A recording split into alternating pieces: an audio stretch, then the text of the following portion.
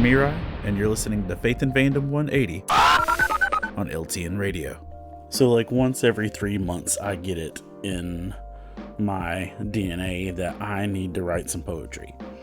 Usually it's to unload some feelings or emotions that don't fit into the nice little confines of my ministry writing or podcasting or whatever else. And it just so happened that one of my favorite poets was performing and was the feature at a poetry event.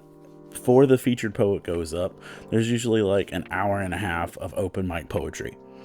And I wanted to write a poem, but I was so burned out that I was struggling to do so. And so I ended up writing a poem during the open mic night about burnout. And I just thought that was kind of ironic. And, I got up and I performed it. It was very well received. And then the featured poet had a new poem that she was premiering, and it was also about burnout. Now, hers was way cooler than mine, but we were both on the same thing, that we were both feeling it. We were both struggling with it. Hers was actually about Tetris as burnout, and it was freaking gorgeous.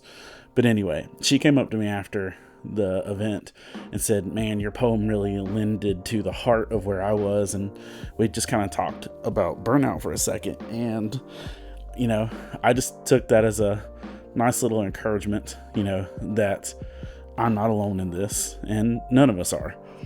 Matthew 11:28-30 says, "Come to me, all you who are weary and burdened, and I will give you rest." Verse 29 says, "Take my yoke upon you and you learn from me.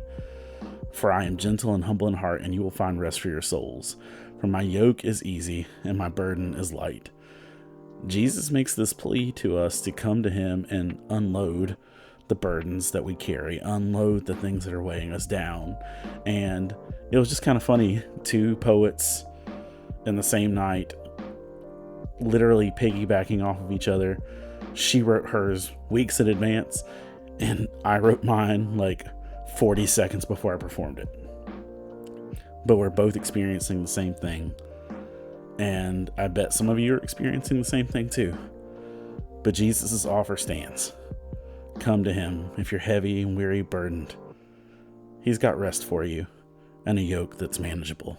He's waiting. If you'd like to learn more about Faith and Fandom, head on over to faithandfandom.org, where you can learn about our Comic-Con ministry, podcast, memes, apparel, and book series. You can even read new chapters before they make it to the next book. I'm Hector Mirai, and thank you for spending the last 180 seconds with me.